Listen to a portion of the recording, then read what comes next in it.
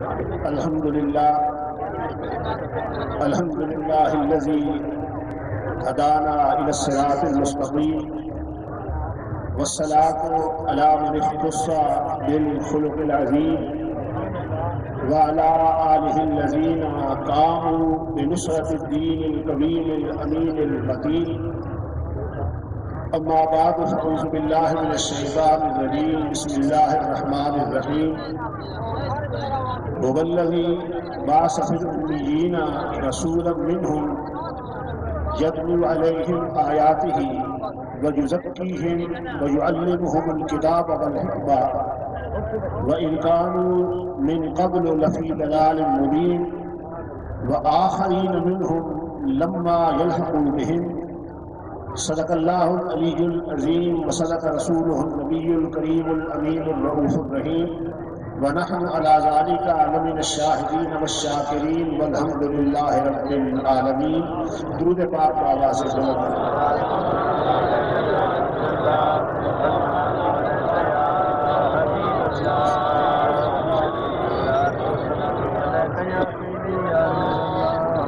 Stage پر تشریف فرما قابل صد احترام علماء کرام، مشائخ اعظام اور عشاقان مصطفیٰ،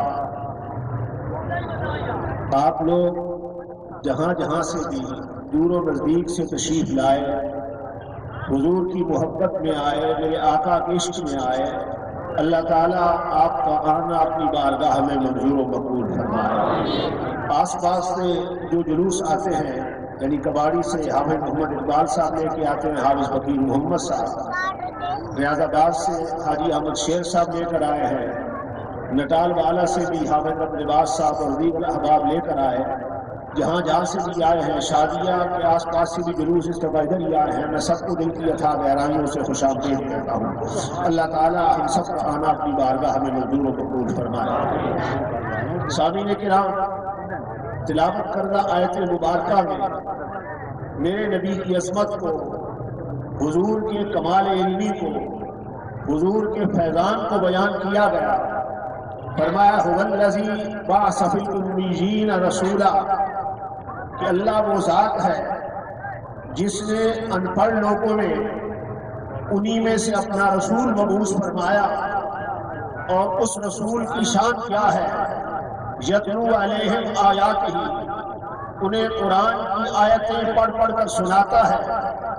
وَيُزَكِّيهِمْ، ان کا تزکیہ کرتا ہے. وَيُعَلِّمُهُمُ الْكِتَابَ وَالْحِکْمَةَ، اور انہیں کتاب اور حکمت کی تعلیم بھی دیتا ہے. وَإِنْ كَانُوا مِنْ قَبْلُ لَفِي ضَلَالٍ مُبِينٍ، اگرچہ وہ اس سے پہلے کھلی گمراہی میں تھے. یہاں پر پہلے بات صحابہ کی گئی کہ میرا محبوب ان پر قرآن کی آیتیں پڑھتا بھی ہے، ان کا تزکیہ بھی ہوتا ہے، کتاب اور حکمت کی تعلیم بھی دی جاتی ہے. آگے فرمایا وَآخَرِينَ مِنْهُمْ لَمَّا يَلْحَقُوا بِهِمْ، اور ان دوسروں کو بھی کہ جو ابھی ان کے ساتھ لاحق نہیں ہوئے، ملے نہیں، ان کو بھی اگر کوئی علم دیتا ہے، ان کا بھی کوئی تزکیہ کرتا ہے، ان پر نعمتوں کی بارش ہوتی ہے، تو وہ بھی مصطفیٰ کریم فرما رہے ہیں. نعرہ رسالت، علماء حق اہل سنت والجماعت، سرکار کی آمد، سرکار کی آمد، منٹھار کی آمد، مدنی کی آمد. وآخرین منہم سے کون مراد ہیں؟ اس مقام پر علامہ علوسی آئے، فرمایا هم الذین جاؤوا بعد الصحابۃ الی یوم الدین، کہ صحابہ کے بعد قیامت تک آنے والے جتنے لوگ بھی ہیں، اگر وہ علم حاصل کر رہے ہیں، نعمتیں حاصل کر رہے ہیں، مصطفیٰ کے ذریعے حاصل کر رہے ہیں. اور یہ اور بات ہے کہ کچھ بالواسطہ حاصل کرتے ہیں اور کچھ آج بھی بلا واسطہ حاصل کرتے ہیں. میرے محبوب کا فیضان آج بھی جاری ہے. اب آپ کہیں گے مصطفیٰ کریم سے بلا واسطہ فیض کس طرح حاصل ہوتا ہے، تو اس کے لیے اوروں کو چھوڑیے، مشہور دیوبندی عالم انور شاہ کاشمیری اپنی کتاب فتح الباری میں نقل کرتے ہیں کہ حضرت امام شعرانی وہ بزرگ ہیں، اتنا کامل ولی ہے کہ جس نے جاگتے ہوئے آقا کا دیدار بھی کیا، حالت بیداری میں مصطفیٰ کا دیدار بھی کیا، اور امام الانبیاء سے اپنے 8 ساتھیوں سمیت بخاری کا درس بھی لیا، حضور سے بخاری پڑھی۔ پھر امام شعرانی نے ان سب کے نام بھی گنوائے کہ ان میں سے ایک حنفی تھا، باقی دوسرے مذاہب سے مسالک سے تعلق رکھتے تھے، کوئی شافعی تھا، کوئی مالکی تھا، کوئی حنبلی تھا، ایک حنفی تھا۔ اور پھر امام شعرانی نے وہ دعا بھی نقل کی جو سید عالم نے بخاری کے ختم کے بعد مانگی تھی، اس دعا کو بھی نقل کیا۔ تو معلوم ہوا میرے آقا کی امت میں آج بھی ایسے لوگ موجود ہیں جو ڈائریکٹ مصطفیٰ سے پڑھتے بھی ہیں اور حضور علیہ السلام ان کے لیے دعائیں بھی کرتے ہیں۔ تکبیر، نعرہ رسالت، خدمت مصطفیٰ۔ اب یہاں پہ آگے انور شاہ لکھتے ہیں کا حالت بیداری میں دیدار یہ ثابت ہے، متحقق ہے۔ آگے کہتے ہیں انکارها جہل، اگر کوئی بندہ اس بات کا انکار کرتا ہے کہ حضور سے آج فیض حاصل نہیں ہو سکتا، حالت بیداری میں مصطفیٰ کا دیدار نہیں ہو سکتا، امام شعرانی کے حوالے سے انور شاہ کہتے ہیں کہ وہ جہالت کا مرتکب ہو رہا ہے۔ میرے آقا اللہ اکبر علامہ ابن حجر مکی فتاوی حدیثیہ میں بیان کرتے ہیں، میرے آپ ایک وکیل کی مجلس لگی ہوئی تھی، ایک ولی خطاب کر رہا تھا، تقریر کر رہا تھا، اسی محفل میں ایک اللہ کا ولی بھی بیٹھا ہوا تھا۔ اس عالم نے دوران تقریر ایک حدیث پڑھی، میرے نبی کا فرمان پڑھا، اسی محفل میں سے ایک بندہ کھڑا ہو گیا، کہنے لگا حاضر حدیث باطل، یہ حدیث باطل ہے، مصطفیٰ کا فرمان نہیں ہے۔ اس عالم نے پوچھا من این لک ھذا، تجھے کہاں سے پتا چلا کہ یہ مصطفیٰ کا فرمان نہیں ہے؟ انہوں نے کہا ذرا دیکھ تو صحیح، ھذا النبی واقف علی راسک یقول انی لم اقل ھذا الحدیث، دیکھ تو صحیح مصطفیٰ تیرے سر کے ساتھ کھڑے ہیں اور حضور فرما رہے ہیں کہ یہ میری حدیث نہیں ہے۔ تکبیر، نعرہ رسالت، علماء حق اہل سنت والجماعت، فیضان حجت الاسلام حضرت علامہ مولانا مفتی محمد ابراہیم صاحب سیالوی۔ پھر حضرت علامہ آلوسی حضرت شیخ عبد القادر جیلانی کے حوالے سے ذکر کرتے ہیں کہ حضرت شیخ عبد القادر جیلانی نے ظہر سے پہلے میرے آقا کا دیدار کیا۔ امام الانبیاء نے فرمایا بیٹے عبد القادر تم باز کیوں نہیں کرتے، تم تقریر کیوں نہیں کرتے، تم خطاب کیوں نہیں کرتے؟ عرض کرتے ہیں نانا جان میں اجمی ہوں، یہ عربی ہیں، ان میں بڑے بڑے فصاحت و بلاغت کے دھنی موجود ہوں گے، بڑے بڑے علماء موجود ہوں گے، بڑے بڑے فضلاء موجود ہوں گے، میں ان کے سامنے بولوں گا کیسے؟ اب میرے آقا کا فیضان دیکھیے، حضور نے فرمایا عبد القادر منہ کھول۔ حضرت شیخ عبد القادر نے منہ کھولا، میرے نبی نے 7 مرتبہ لعاب ان کے منہ میں ڈالا، 7 مرتبہ لعاب ڈالا۔ حضرت شیخ کہتے ہیں میں مسجد میں پہنچا، اچانک میں نے دیکھا کہ ہر طرف سے لوگوں کے جلوس آ رہے ہیں، میں جب منبر پہ بیٹھا حد نگاہ تک مجھے انسانی سر نظر آئے، جہاں تک میری نظر جاتی تھی انسانی سر نظر آ رہے تھے۔ کہنے لگے میں گھبرا گیا کہ ان میں تو بڑے بڑے فضلاء ہوں گے، بڑے بڑے علماء ہوں گے، فصاحت و بلاغت کے سمندر ہوں گے، میں بولوں گا کیسے؟ کہتے ہیں جب مجھ پہ کچھ خوف طاری ہوا مولا علی سامنے آ گئے، علی مرتضیٰ سامنے آئے اور فرمایا بیٹے منہ کھول۔ حضرت شیخ نے منہ کھولا، مولا علی نے 6 مرتبہ لعاب ڈالا۔ حضرت شیخ عبد القادر جیلانی نے عرض کیا کہ ابا جان نانا جان نے 7 مرتبہ ڈالا تھا، آپ 6 مرتبہ کیوں ڈال رہے ہیں؟ میرے نبی نے فرمایا، حضرت شیخ عبد القادر گیلانی نے فرمایا، حضرت مولا علی نے فرمایا کہ سرکار کے ادب کا، احترام کا تقاضا ہی یہ ہے کہ حضور کے ساتھ برابری نہ کی جائے۔ اب حضرت شیخ عبد القادر گیلانی سے پوچھا گیا کہ 7 مرتبہ لعاب مصطفیٰ کریم نے ڈالا تھا، حضور کے لعاب میں قوت کتنی تھی، حضور کے لعاب میں طاقت کتنی تھی، برکت کتنی تھی؟ آپ فرماتے ہیں کہ میرے سینے میں علم و حکمت کا سمندر ٹھاٹھے مار رہا تھا، ٹھاٹھے مار رہا تھا، اور میں اس میں سے موتی نکال نکال کر لوگوں میں تقسیم کر رہا تھا۔ تکبیر، نعرہ رسالت، علماء حق اہل سنت والجماعت، تاجدار ختم نبوت، لبیک لبیک لبیک۔ اسی لیے امام شعرانی کہتے ہیں، آپ سے سوال ہوا کیا آج بھی حضور علیہ السلام سے ڈائریکٹ فیض حاصل کیا جا سکتا ہے؟ آج بھی آقا غلاموں پر کرم نوازیاں فرماتے ہیں؟ تو امام شعرانی فرماتے ہیں، میرا وہی جواب ہے جو ابن عربی نے دیا تھا۔ یہی سوال ابن عربی سے ہوا تھا کہ آج بھی آقا سے فیض حاصل ہو سکتا ہے؟ انہوں نے فرمایا تھا، ہاں، جتنے انبیاء گزرے ہیں، جتنے علماء آئے ہیں، جتنے صلحاء آئے ہیں، چاہے وہ پہلی امتوں کے ہوں، چاہے حضور کی امت کے علماء ہوں، پچھلے انبیاء ہوں، سب نے اگر فیض حاصل کیا ہے تو مصطفیٰ کریم ہی سے حاصل کیا ہے۔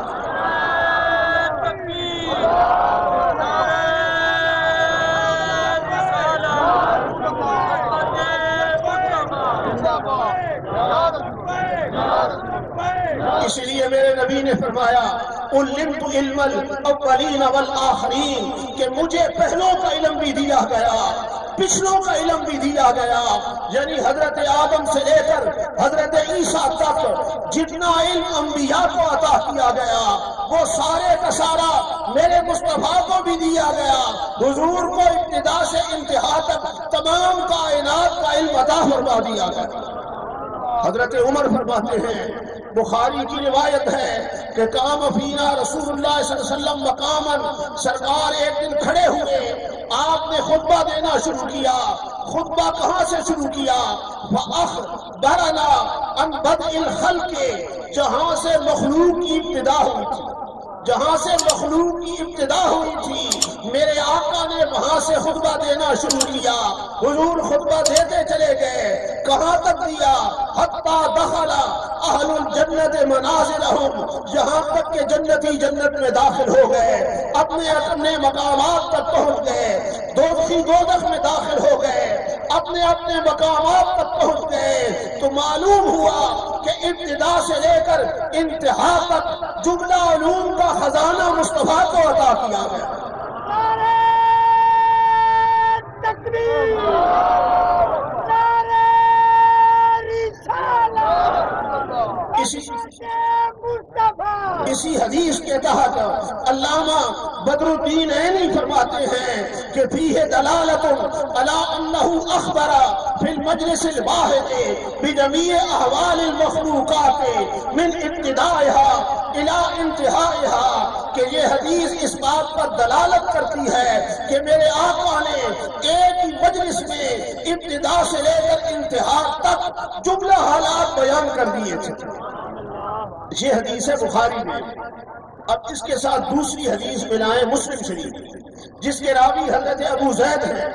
حضرت ابو زید فرماتے ہیں، صلی بنا رسول اللہ صلی اللہ علیہ وسلم الفجر، آقا نے ہمیں صبح کی نماز پڑھائی، حضور نے فرمایا بیٹھ جاؤ، کوئی بندہ گھر نہ جائے۔ صحابہ بیٹھ گئے، میرے آقا نے بات شروع کر دیا، خطبہ شروع کر دیا، حتیٰ حضرت ظہر، یہاں تک کہ ظہر کا وقت ہو گیا۔ صحابہ بیٹھے ہوئے، کسی کی کیا مجال کی عرض کرے، آقا ہم نے گھر کو جانا ہے، ہمارے فلاں کام ہے، نہیں مصطفیٰ کا فرمان تھا، بیٹھ گئے۔ آپ جس کے پیچھے نماز پڑھتے ہیں، اگر آپ کو وہ کہے کہ 2 گھنٹے بیٹھ جاؤ، بیٹھ جائیں گے؟ بولیے، مسجدوں میں فتنہ برپا ہو جائے گا۔ فساد برپا ہو جائے گا۔ اس دور میں معاشرے کا سب سے پسا ہوا طبقہ جو ہے وہ مسجد کا امام ہی ہوتا ہے، ہر بندہ اس کے لیے شیر ہوتا ہے۔ تو سرکار نے فرمایا بیٹھ جاؤ، بیٹھ گئے۔ ظہر کی نماز کے لیے میرے آقا ممبر سے اترے، حضور نے ظہر کی نماز پڑھائی، سرکار نے فرمایا بیٹھ جاؤ، کوئی بندہ گھر نہ جائے۔ پھر بیٹھ گئے صحابہ، کسی کی کیا مجال کی عرض کرتے آقا ہم نے گھروں کو جانا ہے، کام ہے۔ سرکار نے پھر بات شروع کر دیا، حتیٰ حضرت العصر، یہاں تک کہ عصر کا وقت ہو گیا۔ میرے آقا ممبر سے اترے، عصر کی نماز پڑھائی، حضور نے فرمایا بیٹھ جاؤ، کوئی بندہ گھر نہ جائے۔ صحابہ پھر بیٹھ گئے، یعنی ادب کی، عشق کی، احترام کی انتہا ہے حقیقت۔ پھر بیٹھ گئے، میرے آقا نے پھر بات شروع کر دیا، حتیٰ غربت الشمس، یہاں تک کہ سورج غروب ہو گیا۔ پوچھا گیا ابو زید امام الانبیاء نے بیان کیا تھا؟ آپ نے فرمایا سرکار نے فَأَخْبَرَنَا بِمَا كَانَ وَبِمَا هُوَ قَائِمٌ، جو کچھ پہلے ہو چکا تھا آمنہ کا لال اس کو بھی بیان کر گیا، جو قیامت تک ہونا تھا آمنہ کا لال اس کو بھی بیان کر گیا۔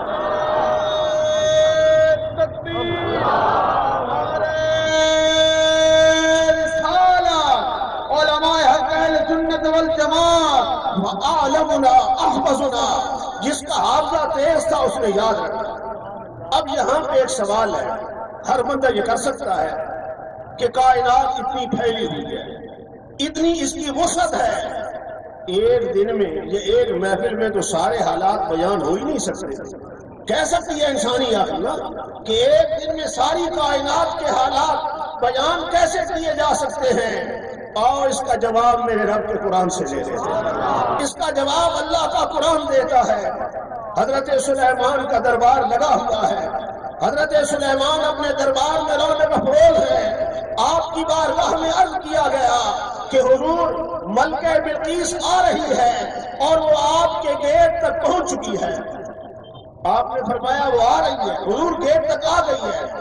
آپ نے فرمایا ایکم یاتینی بعرشھا قبل ان یاتونی مسلمین، تم میں سے کون ایسا ہے کہ جو اس کے میرے دربار میں پہنچنے سے پہلے اس کا تخت لے کر آئے۔ یہ تخت کوئی معمولی تخت نہیں تھا، 80 گز لمبا تھا، 40 گز چوڑا تھا، اس پر ہیرے اور جواہرات جڑے گئے تھے، سونے اور چاندی کا کام کیا گیا تھا، اور ملکہ بلقیس کے 7 محل تھے، ایک پہلے بڑا تھا، پھر آگے دوسرا، پھر آگے تیسرا، اس تک پہنچنے کے لیے 7ویں محل میں جانا پڑتا تھا۔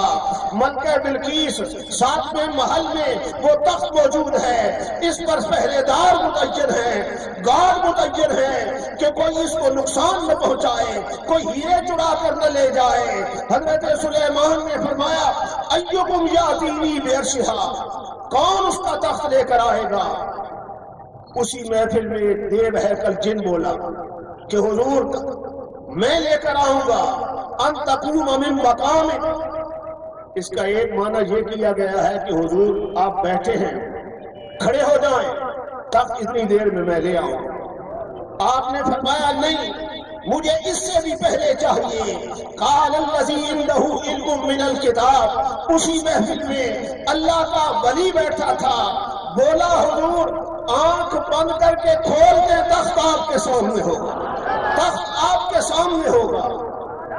اس دور کے اگر تیز ترین ذرائع بھی اختیار کیے جاتے نا، 2 مہینے سے پہلے وہ تخت نہیں آ سکتا، یعنی اس دور کے تیز ترین ذرائع بھی اختیار کیے جاتے، حضرت سلیمان کے دربار میں 2 مہینے سے پہلے نہیں آ سکتا تھا، اور آپ نے اس نے کہا آنکھ بند کر کے کھولے تخت آپ کے سامنے ہوگا۔ حضرت سلیمان نے آنکھ بند کر کے کھولی، تخت موجود تھا۔ اب اس تخت کو لایا کیسے گیا تھا؟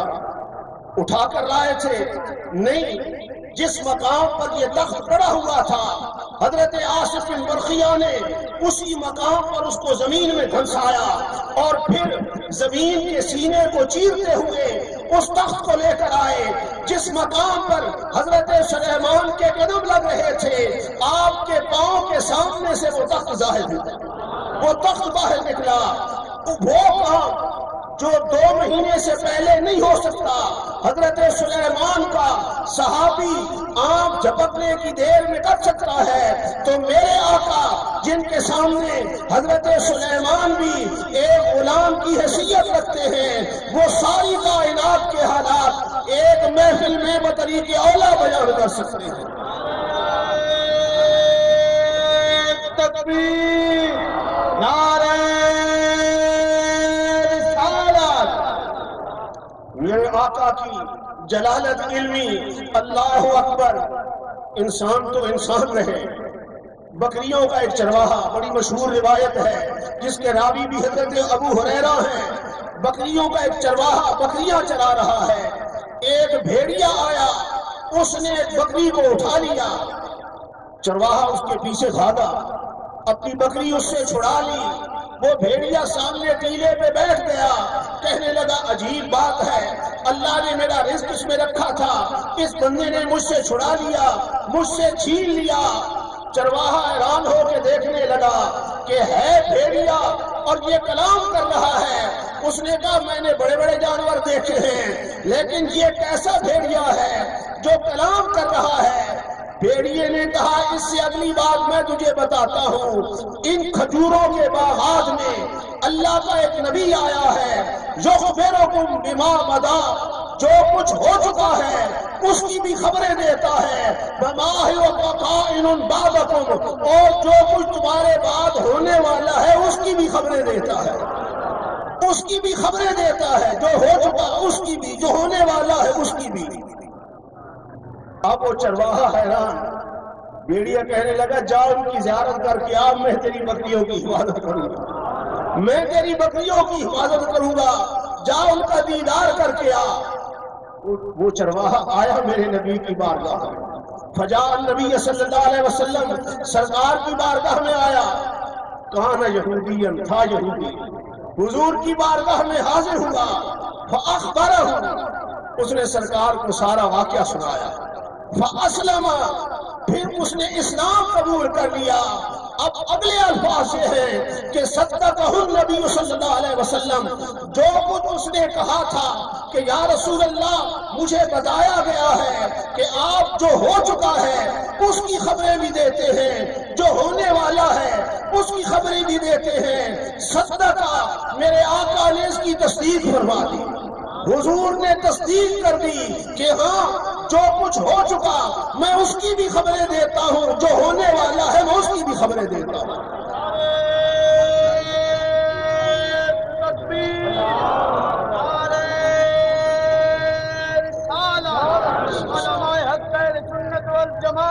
سرکار نے منبر پہ کھڑے ہو کر ایک موقع پر قسم اٹھا کر کہا کہ فواللہ لا تسألونی عن شیء فیما بینکم وبین الساعة الا انبأتکم ما دمت فی مقامی ھذا، اللہ کی قسم جب تک میں اس مقام پہ کھڑا ہوں تم قیامت تک جو سوال کرنا چاہتے ہو کرتے جاؤ، آمنا دلال تمہیں جواب دیتا جائے۔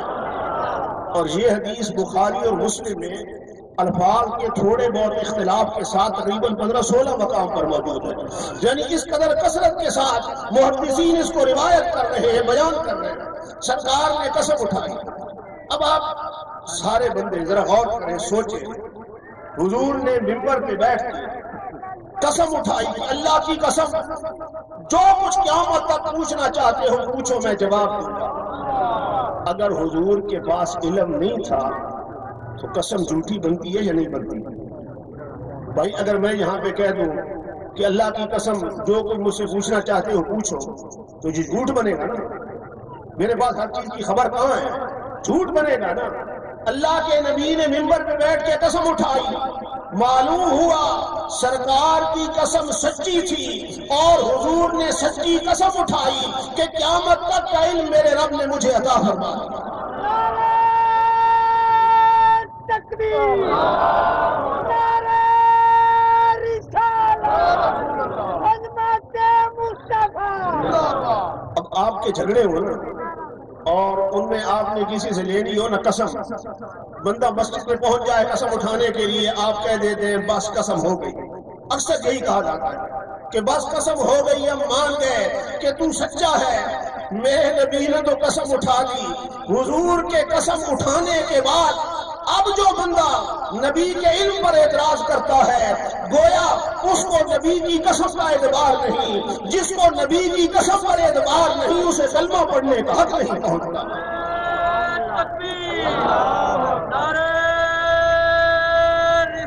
اور تم پر میرے آقا کی عنایت نہ سہی، اور تم پر میرے آقا کی عنایت نہ سہی، ظالموں کلمہ پڑھانے کا بھی احسان گیا۔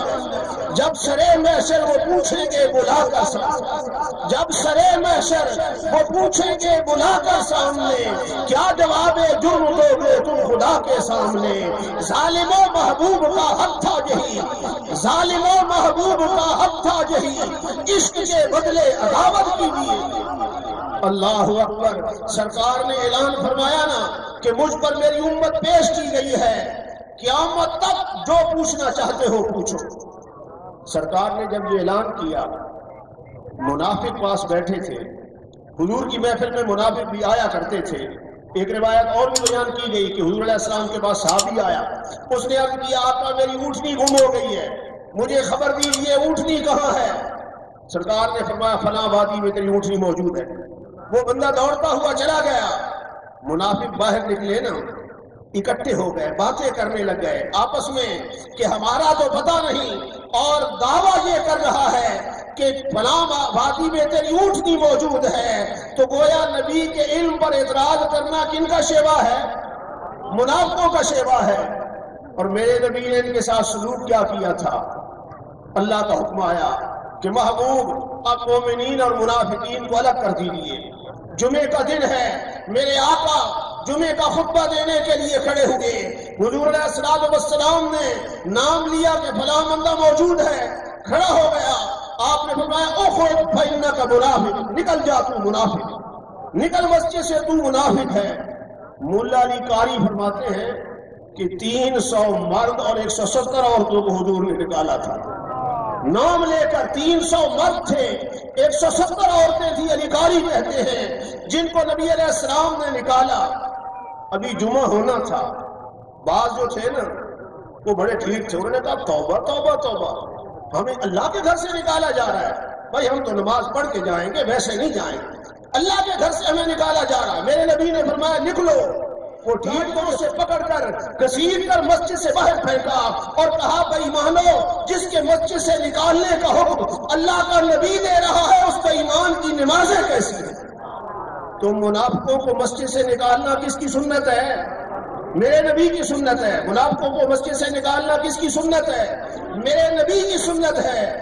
اور اگر نہ نکلیں تو سختی کر کے نکالنا کس کی سنت ہے؟ صحابہ کی سنت ہے۔ تو نبی کریم صلی اللہ تعالی علیہ وسلم نے منافقین کو مسجدوں سے نکال دیا۔ امام الانبیاء کی کائنات ساری امام الانبیاء کی نگاہوں کے سامنے تھی۔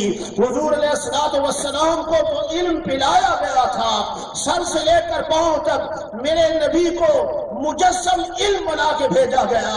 ماضی بھی حضور کے سامنے، حال بھی حضور کے سامنے، مستقبل بھی حضور کے سامنے۔ بلکہ سرکار نے خود فرمایا رأیت ربی عز و جل فی احسن صورت، میں نے اپنے رب کو بڑی حسین صورت میں دیکھا۔ قال فیما یختصم الملأ الاعلی، رب نے فرمایا محبوب یہ فرشتے کس بات میں جھگڑا کر رہے ہیں؟ ان کا مناظرہ ہے، مباحثہ ہے، مجادلہ ہے، کس بات میں جھگڑا کر رہے ہیں؟ سرکار نے عرض کیا مولا میری ساری توجہ کا مرکز تیری ذات ہے، میں تو تیری بارگاہ میں حاضر ہو رہا ہوں، میری ساری توجہ کا مرکز تیری ذات تھی، نہ میں نے کسی فرشتے کی طرف توجہ کی اور نہ کسی اور کی طرف توجہ کی۔ حضور فرماتے ہیں میری اس بات پر میرا رب اتنا خوش ہوا، فوضع کفہ بین کتفیا، رب نے بے کیف دست قدرت میرے دونوں کندھوں کے درمیان رکھا، فوجدت بردھا بین صدیہ، میں نے اس کی ٹھنڈک اپنے سینے میں محسوس کی، فعلمت ما فی السماوات و ما فی الارض، میں نے جان لیا جو کچھ آسمانوں میں ہے، میں نے جان لیا جو کچھ زمینوں میں۔ نعرہ رسالت، علماء حق اہل سنت والجماعت فیضان حجت الاسلام حضرت علامہ مولانا مفتی محمد ابراہیم صاحب سیالوی، لبیک لبیک لبیک، تاجدار ختم نبوت، تاجدار ختم نبوت۔ حضور نے یہاں پہ فرمایا علم کو میں نے جان لیا، دوسری روایت میں سرکار نے فرمایا عرف کو میں نے پہچان بھی لیا، صرف جانا ہی نہیں پہچان بھی لیا۔ ایک ہوتا ہے جاننا، میں آپ سب کو دیکھ رہا ہوں، جان رہا ہوں کہ آپ الحمدللہ سارے حضور کے میلاد کے میں شریک ہوئے ہیں، سارے نیک لوگ ہیں، لیکن نام مجھے سب کے نہیں یاد ہے۔ پہچان تب ہوتی ہے کہ نام کا بھی پتہ ہو، گھر کا بھی پتہ ہو۔ میرے نبی نے فرمایا مجھ پہ ہر چیز ظاہر کی گئی، فعرفت تو میں نے جان لیا۔ اس لیے شاہ عبدالحق محدث دہلوی اس مقام پر آئے، فرماتے ہیں پس دانستم ہر قدر آسمان رہا بہر قدر زمین مون، عبارت از حصول تمام علوم جزوی و کلی و احاطہ عام، کہ سرکار کا یہ فرمانا میں نے جان لیا جو کچھ آسمانوں میں ہے، میں نے جان لیا جو کچھ زمینوں میں ہے۔ اس کا مطلب یہ ہے کہ تمام کلی علوم بھی حضور کو عطا کر دیے گئے، تمام جزوی علوم بھی حضور کو عطا کر دیے۔ کائنات پست والا کے ذرے ذرے کا علم میرے نبی کو دے دیا گیا، اور حضور کو دعا بھی یہ دی گئی نا کہ رب زدنی علما، محبوب دعا مانگا کر، اے میرے رب میرے علم میں اضافہ فرما، علم کو بڑھا۔ اسی آیت کے تحت مفسرین فرماتے ہیں کہ سرکار کی جب حیات ثابت ہے تو حضور کا علم بھی ہر آن بڑھتا جا رہا ہے، حضور کے علم میں بھی اضافہ ہوتا جا رہا ہے، حضور کے تصور میں بھی اضافہ ہوتا جا رہا ہے، اور کائنات میں جو نعمتیں ہمیں مل رہی ہیں مصطفیٰ کے صدقے مل رہی ہیں، حضور کے صدقے مل رہی ہیں۔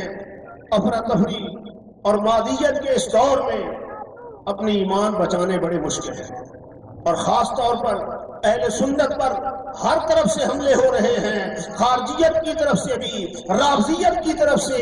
اپنے ایمان کو بچانے کی کوشش کریں، اللہ سے دعا مانگا کریں کہ زندہ رہے تو اسی عقیدہ حق میں زندہ رہے، اور موت آئے تو اسی عقیدہ حق پہ موت آئے۔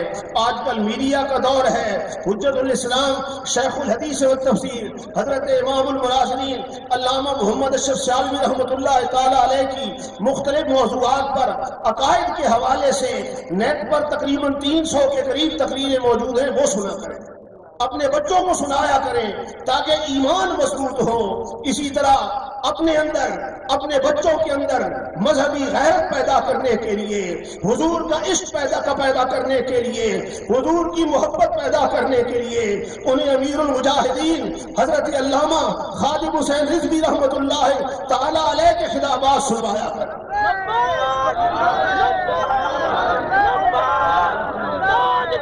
ختم نبوت، تاجدار ختم نبوت، من سب نبیان، من سب نبیان، من سب نبیان۔ اللہ پچھلے سال میلاد کے موقع پر حضرت امیر المجاہدین زندہ تھے، اور اب سرکار کی بارگاہ میں حاضر ہو چکے ہیں۔ جو میرے آقا سے محبت کرتا ہے، حضور کے ساتھ عشق کا اظہار کرتا ہے، میرا نبی لجپال بڑا ہے، مصطفیٰ بدلے بھی دیتا ہے، انہوں نے محبت کا اظہار کیا، اور اس محبت کا پر جو مصطفیٰ نے بدلہ دیا ان کے جنازے پر بھی ضائع ہو گئے۔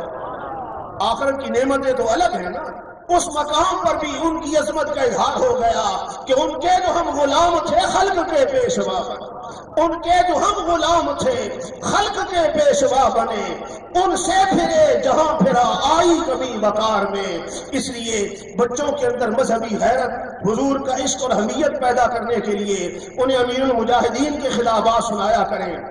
اور پھر اس وقت رافضیت اور خارجیت دونوں اہل سنت پر حملہ آور ہیں، بالخصوص رافضیت کے حملے زیادہ ہو رہے ہیں۔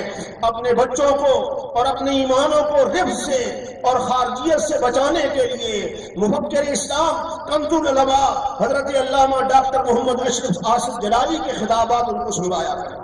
اس موضوع پر ان کے بے پناہ خطابات موجود ہیں۔ اللہ تعالیٰ ہم سب کے ایمانوں کو سلامت رکھے، زندہ رہیں تو اسی عقیدہ حق پہ زندہ رہیں، موت آئے تو اسی عقیدہ حق پہ موت آئے۔ جتنے احباب نے دعا کے لیے کہا ہے، اللہ تعالیٰ ان کی جو جائز اور نیک مرادیں شریعت مطہرہ کے مطابق ان سب کو پورا فرمائے۔